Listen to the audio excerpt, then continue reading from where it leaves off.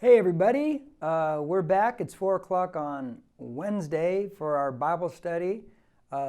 Some of you I know join me live at this time, and obviously we're still in the time with the quarantine where we can't open up and meet in the church during this pandemic, and hopefully one day somebody will look back at this and say, what pandemic? But we're going to start a new book today, and we finished the New Testament Gospel of Matthew. I believe it took us almost a year and a half to travel through 28 chapters, and because we're more of an in-depth Bible study and I try to bring about practical application, this is something you can share with anyone you want if you think it might help them. If you don't think it'll help them, then don't share it with anyone. But if you're watching me live right now, hey, you can just say hello down at the bottom and let me know you're watching live. I know many of you watch it later on, or when it goes to our YouTube channel, or you podcast it. So, but those of you who watch it live, hey, welcome. The new book we're going to begin is this little Old Testament letter, 4 chapters. It's called Ruth. And Ruth is one of the richest letters that you will ever read. It's got so much substance. It's got so much application. There are multiple ways this letter is going to take you. Now, let me tell you a few things before I even read the first verse by way of introduction. And I'm going to just try to keep introduction as brief as possible, but you just need to know a few things like this. You see, this couple, Elimelech and Naomi, they're from Bethlehem. And they're the key figures in the opening chapter here of this letter. Now, Ruth comes into play as a daughter-in-law. This letter, the things in here about Ruth and Bethlehem and everything else, this is the reason.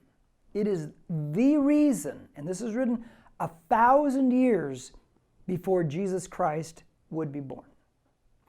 But this is the reason that Mary and Joseph, when they're called to go to the land of their ancestors to register for the Roman census, it was a tax thing because Romans just want to get more tax. How many people are there?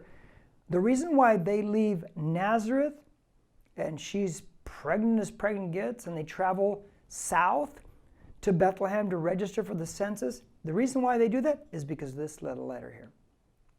Yes, that's right. Because you see, they've got to go to their ancestors, which is the house of David, who would be the king of Israel.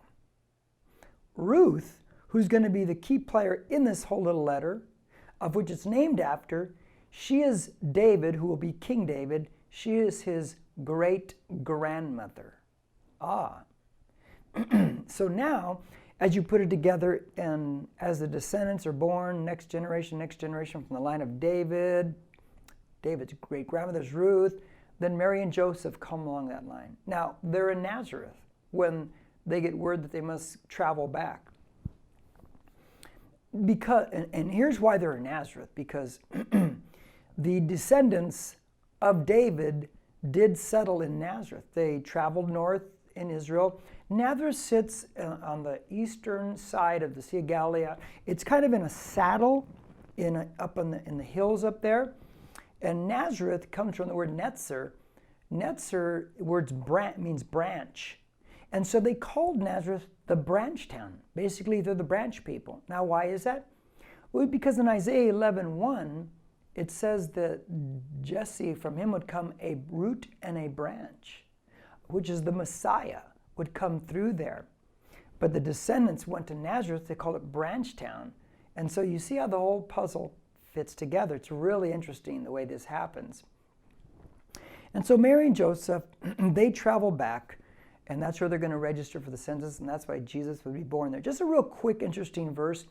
In Micah chapter 5, verse 2, this is written so many hundreds of years after this statement in Ruth, in Micah. Let me get there.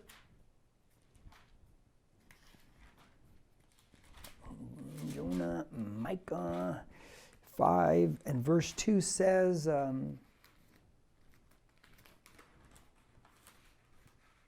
it says, But as for you, Bethlehem, Ephrathah, too little to be among the clans of Judah, from you one will go forth for me, to be a ruler in Israel. This is talking about the Messiah, Jesus Christ, to come. His goings forth are from long ago, from days of eternity. Now, this is written in 700 BC. And so now we see the Messiah would be born in Bethlehem. We know from Ruth, written in 1000 BC, we know the ancestors of Jesus, of Mary and Joseph, that's Jesus, are from the Bethlehem area. That's why they go back. So you see the pieces of the puzzle being fit together. It's one of the amazing little details that you might not pick up just in your casual reading of the book. Now, one of the things I like about this letter is there's going to be, and this is not the part I like, there's going to be some catastrophe. There's going to be some life events that just turn wrong. Things get messed up, and they get messed up pretty fast. But yet, in this book, you see the redemption, and you see that God can bring some really good stuff out of some very painful times. And that should give you hope. It gives me hope, because every one of us from time to time, we're going to go through some junk. And in their case, they make a bad decision. And who hasn't made a bad decision? And that bad decision is going to cost them. But then it's going to lead eventually down the road to some good decisions and a real redemptive story. And I like that. I like when there's happy endings to things. I really don't like watching any movies where everything keeps going wrong, going wrong, going wrong, going wrong. I just can't take it. I've mentioned to you in the past, there's a couple of movies that I just can't take like that. And so it's very difficult for me to watch something that just keeps going wrong. I need to see some kind of good happen after a while. It just pushes buttons in me. Another thing about this letter that you might want to pay attention to is it will teach single people how to interact in what we call, but they didn't call it, in a dating relationship. How do you treat each other? How do you act? How do things work out there? When you see finally this love story between Ruth and eventually Boaz as the book progresses, we will pull out little details like that. So you can see how you interact in a dating relationship. And it's fascinating to see how far we, as a Western civilization, have drifted from some very foundational principles in dating. We started off that way, but we've drifted off very far away. But maybe the most beautiful picture this book really represents is it is a picture of Jesus Christ in the church. And what do I mean by that? Well, because Ruth is a Moabite, she's not Jewish, and she will eventually marry Boaz. It will be her second marriage. Her first husband will die. Boaz is a Jewish man. Boaz is what's called the kinsman redeemer, and he will redeem her. He's Jewish, she's Gentile. And it's a beautiful picture of Jesus who redeems us, Gentiles. We become the Gentile church. And so that picture is played out. And then the dates as we go through, the times of year are fascinating when things are happening and how it correlates to Jesus Christ and the church and the festivals of Israel. So that comes up in weeks to come. So I think that's about all I think I want to say. In the beginning, now I want to read the first verse, and I'm only going to cover 5 verses today. And I want to give you some thoughts as I go along that builds for later on in the book. It says in verse 1, "Now it came about in the days when the judges governed." That's important. It's in the days of Judges. There's a book called Judges right after Joshua. The judges were these rulers. They didn't have a king, but they had these guys that would rise up and be the deliverers of the nation. They would be the main leader because they needed deliverance, these judges. You know some of the names like Gideon and Samson. Those were judges in Israel. It says the judges governed. Now, there was a famine. Now we find out there's a problem because these guys they're agricultural. There's a famine in the land. And a certain man of Bethlehem. So now we find out the man, the key first male figure, lives in Bethlehem. In Judah, Judah's the southern part of Israel, went to sojourn in the land of Moab with his wife and his 2 sons. Okay, let's take some time and let's break this thing apart. The first thing it says, it came about in the time of Judges. That speaks volumes as to why there's going to be a famine in the land. Now, I'm going to take you through 2 verses. The first one is in the book of Judges. They're both the book of Judges, but Judges 17, and it's the book previous to Ruth, so you don't have to far to turn. 17 verse 6. And this is a key statement in the time of the Judges. It says in Judges 17:6. In those days, there was no king in Israel. Every man did what was right in his own eyes. Dangerous way to live, especially if you're a God-fearing person. You don't want to do what's right in your own eyes. You want to do what's right in God's eyes. You want to do what's right according to this word. Because we can really mess things up by doing what we feel and what we think is right. Because sometimes that can be so contrary to what God is even telling us to do. So that's one problem in the time of the Judges. There's a bigger problem, I think, than that, and I think it ties with what we just said. Look at Judges chapter 2. This is a really, in my opinion, a real heavy verse that we read over too fast sometimes, and we need to think about what it just told us. Look in Judges chapter 2 and verse 10. It says this. And this is right after Joshua dies.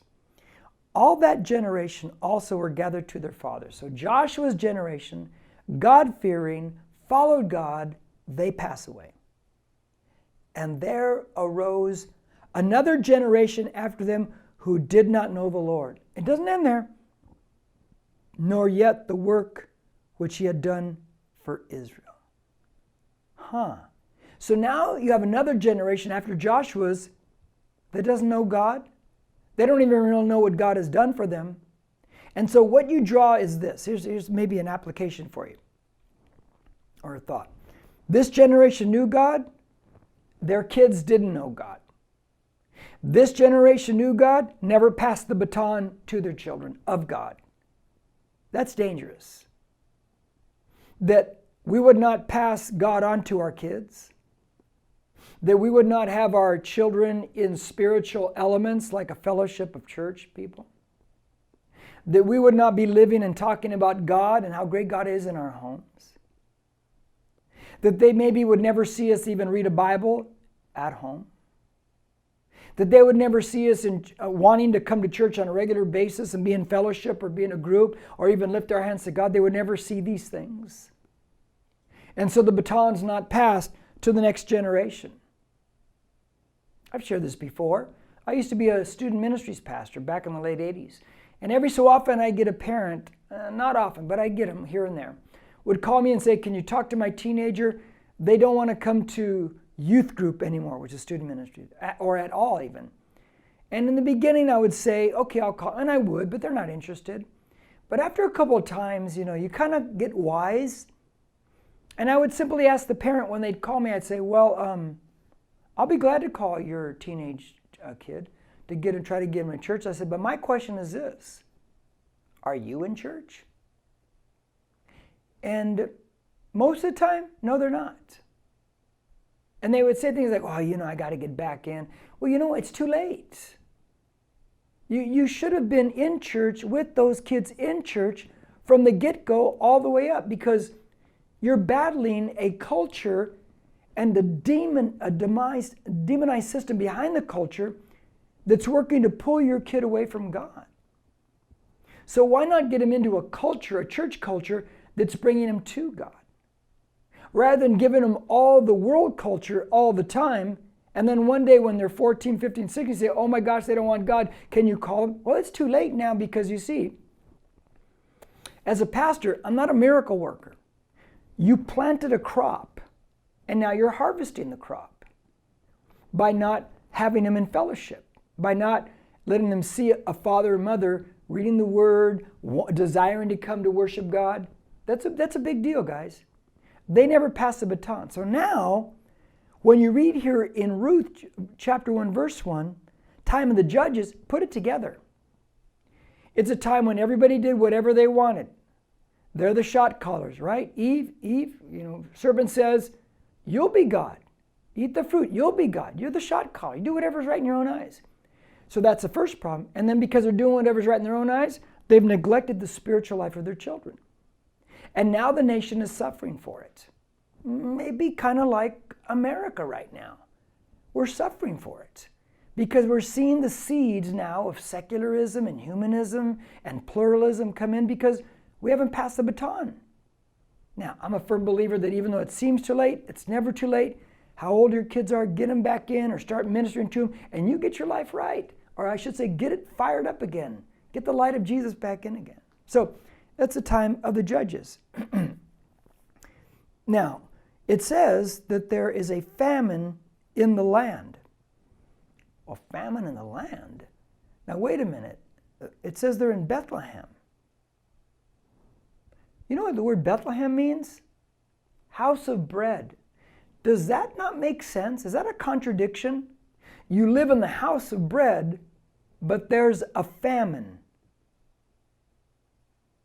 Wow, that's interesting to me. Let me tell you why. Because how many Christians live contradictions? You're from the house of bread, but there's a famine. Let me give you a contradiction. You've been forgiven, but I'm surely not going to forgive them.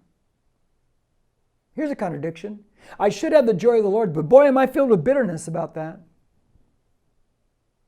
Here's a contradiction. I serve the Prince of Peace, but I walk around angry all the time. Right? Those are contradictions. Those are contradictions, guys. They live in the house of bread, but there's a famine in the land. Now, we can understand now why there is a famine in the house of bread, because everybody does what's right in their own eyes, and they're not passing the truth of God to their children. So now they're suffering for these things. Because this is the promised land. This is where God promised them to have a land filled with milk and honey if they just follow God's word and do what God says. I wonder how many lives out there, including Christians, especially Christians, your life could have been so much better had you just followed God's word and just done what God said instead of going with what you feel and what you think and do what's right in your own eyes. And so you see these things start to, now you see the foundation of everything being put together in this situation. You know what's interesting to me? It says in Judah, Bethlehem in Judah. Judah is a southern state, the tribe. And you know what Judah means? It means praise. Well, now you find them lacking bread in a famine in the house of bread, and they're in Judah, which should praise, but they're not praising in a sense anymore. Something is going tragically wrong, and then they're going to add insult to injury. They're going to make some worse decisions, because now you find in verse 1 that a certain man, we're going to know him as Elimelech in the next verse. This is the father of a family. It says he went to sojourn. Now the word sojourn, he goes to sojourn. It means to turn aside from the way. You and I both know our faith in Jesus. He said it's a narrow path. Narrow path. Don't turn aside from the way. And how many people keep turning aside from the way? It's a narrow path. He sojourned. He sojourns, guys. Now, a sojourn basically means that you're going for a while. But it's not going to be a while for this guy. This guy's going to sojourn, and it's going to last a long time. I'm going to give you an example of another sojourner who makes a wrong decision, a wrong turn. Turn to Genesis chapter 12. Now watch this. We're going to look at Abraham.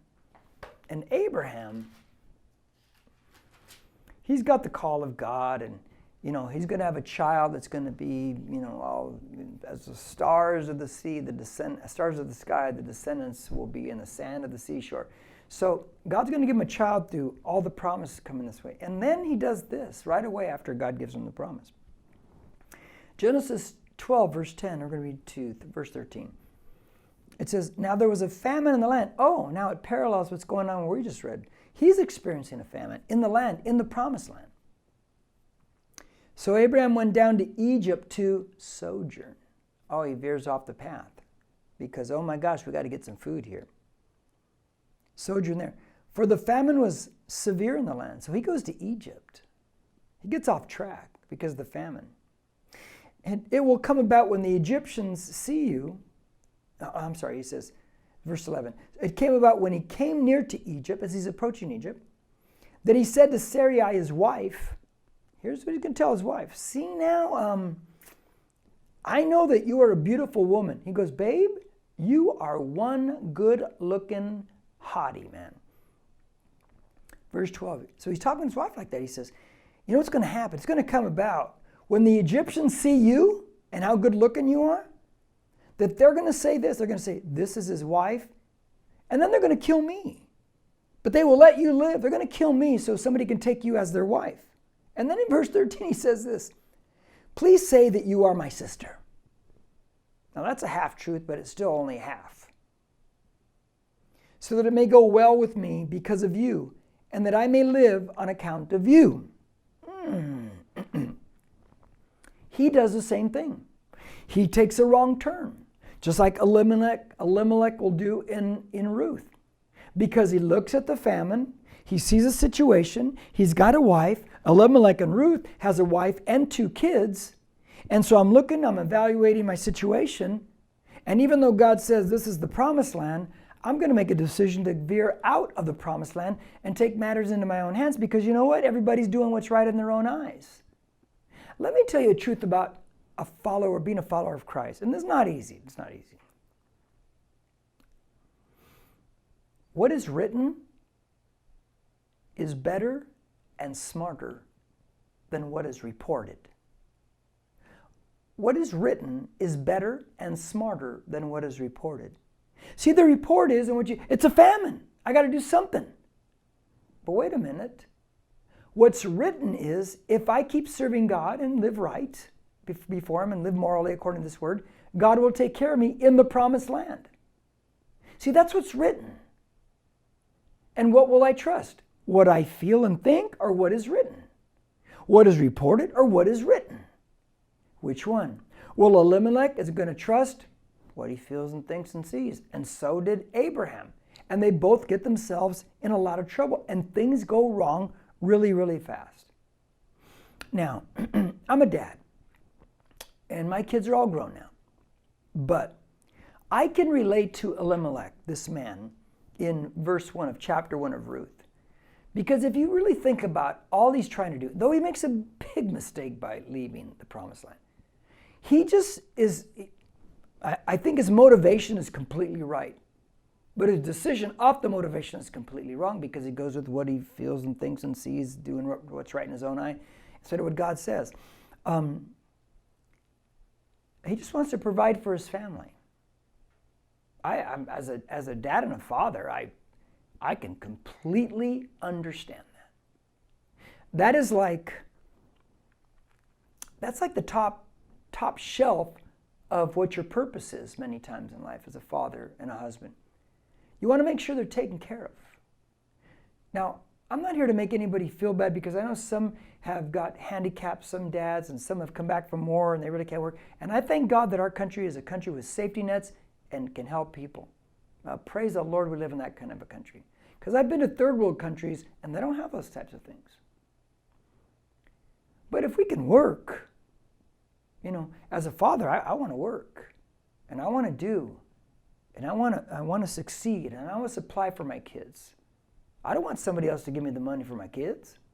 I want to be able to do those things. And I think that's what this man is trying to do. And I think that's what drives him to make the decision, wrong one, to leave and go find food somewhere. But, I kind of have to ride easy on him because, my gosh, maybe I would have done the same thing. Because, we can panic and live in fear and go off and do all kinds of crazy things trying to figure out what we're doing. I would just tell you, slow down. Don't make these fast, quick decisions. You know, Proverbs says, he who makes haste with his feet errs. If you move too fast, you're prone to make some bad decisions. Slow it down. Calm the emotions down. The emotions are great, but they can sure lie to you. We're led by the Spirit, not by our emotions. Our emotions are the caboose. The Spirit is the engine. The problem is, in bad decision making, we reverse it and we let our emotions, the caboose, pull the train, and then the engine, the Spirit, is way in the back. So got to be careful with things like that. It says in verse 1 again, I'm still in verse 1, that he sojourns in the land of Moab. Wow, Moab. Moab is the eastern border of Israel, and that's modern day Jordan. And we'll see in a little bit here something about Moab. Now verse 2. The name of the man, now he's going to get his name and his family name, is Elimelech, and the name of his wife, Naomi. And the names of his two sons were Mahlon and Chilion, Ephrathites of Bethlehem in Judah. Now they entered the land of Moab and remained there. First things first.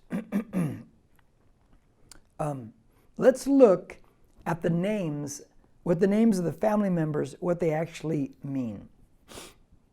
Elimelech means God is king. Naomi means pleasant. Mahlon means song.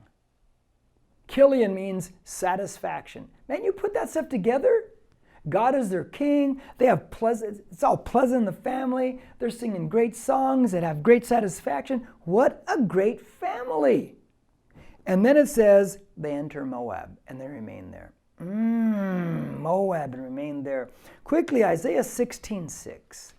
One little thing, and there's a few things, but I'll just show you one thing about Moab that the Bible teaches about Moab. And we'll go at one later on too at the very end, at verse 5 when we finish up there. It says in Isaiah 16:6, it says, "We have heard of the pride of Moab," an excessive pride. You can stop right there. So Moab is a picture of pride. So he's, in a sense, prideful, thinking I can make it happen on my own instead of leaning on God. Dangerous place. Now back to Ruth chapter 1, verse 3. Then Elimelech, Naomi's husband, died. Oh man. It goes from famine, which is bad, to leave Israel to Moab, and goes really bad, fast. He died. And she, Naomi, was left with her two sons. Now she's a widower, and she's got two kids. Now these boys are older. They're old enough to be married, because verse 4 says, they took for themselves Moabite women as wives. Now they're marrying outside the clan. They're not equally yoked anymore. Now they're compounding the problem. It's getting a little bit worse. The name of the one was Orpah, and the name of the other, Ruth. And here comes Ruth, the key player in the story. And they lived there about 10 years. Stop. Don't miss what's going on here. He leads them out of the promised land to sojourn, just for a while. They stayed 10 years. 10 years. You see, what happened here is this. A short time turned into a lifetime. And that can happen with bad decisions that are made too quickly because of panic, because we're doing what's right in our own eyes versus what God says. A short time turns into a lifetime. You've heard me say this before. You make a wrong turn while driving, you waste 5-10 minutes. You make a wrong turn in life, you can waste 5-10 years trying to get pulling yourself out of that one. So be wise and be very careful with these things. But can you imagine the catastrophe? And guys, it's going to get worse. Watch this in verse 5. Then both Mahlon and Chilion, those are the two sons, after they get married, also died. What? And the woman was bereft of her two children and her husband. Man, this lady, Naomi, whose name means pleasant, she goes out here, follows her husband. Husband dies, kids get married, they die. Now there's these three widowers together. And it's a mess. What do you do when hope dies? What do you do when hope dies? What do you do when it looks like this is over? What's interesting about these three women, they've each buried their husbands. So they all have shared pain. They can relate to each other, which is a good thing. You always want to be around people. Sometimes people who have gone through something can help you through a situation because you have shared pain. Now, let me drive this last piece home here. There's another thing about Moab that we need to see. And I want you to turn to Psalm 108. Psalm 108. And we're going to look at verses 8 and 9. And verses 8 and 9, it says this about Moab. It says, Gilead is mine, Manasseh is mine. Ephraim also is the helmet of my head. These are like tribal areas of Israel. Judah is my scepter. But watch verse 9. Moab is my wash bowl. Huh? Over Edom I shall throw my shoe. Over Philistia I will shout aloud. Moab is my wash bowl. Previously, Judah is my scepter. Good thing Moab is my wash bowl. Some people think that means like toilet bowl. Now you start putting that together, Moab is a symbol of pride, like arrogance. And then he says it's also a toilet bowl. Now you think, oh my gosh, this father who tried to do the right thing but went with his own thinking, he leaves the promised land and he goes for the toilet bowl. And he takes his children into a toilet bowl. It's what he does. Because he's walked outside the will of God, outside the scriptures. And that's a dangerous place to be. Now, they stay there 10 years. 10 years out of the will of God. 10 years. You ever notice this? That sin will take you where you do not wish to go. Keep you longer than you really want to stay. And cost you more than you want to pay. That's what it does. It took him, it kept him longer, and it cost him everything. Cost him everything. See, this is a great 5 verses on using wisdom of God in your decision making and slowing things down. Because everything just goes upside down in a heartbeat. It goes sideways fast. These 3 women now are totally broken, living in a broken world. And it would seem almost hopeless in their lives. But here's the great thing about God. God's a redeemer.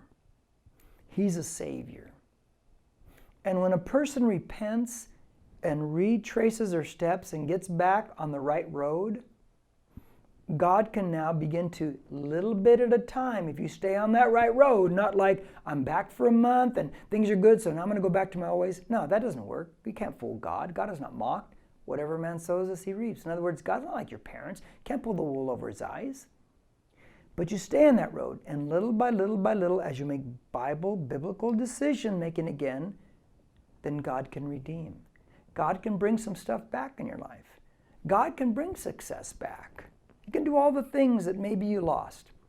And we're going to see that in this book, because this book is a beautiful book of the redemption of a family and how God can take it from catastrophe to just an outstanding life. Well, I'm going to stop right there after verse 5. And hopefully that was a good foundation to build off of as we begin this little letter of Ruth. So, good to see you again. We'll talk to you soon. This Sunday, we'll be outside 6:30 in the evening right out in the parking lot as we continue our series, The Last Call. See you later.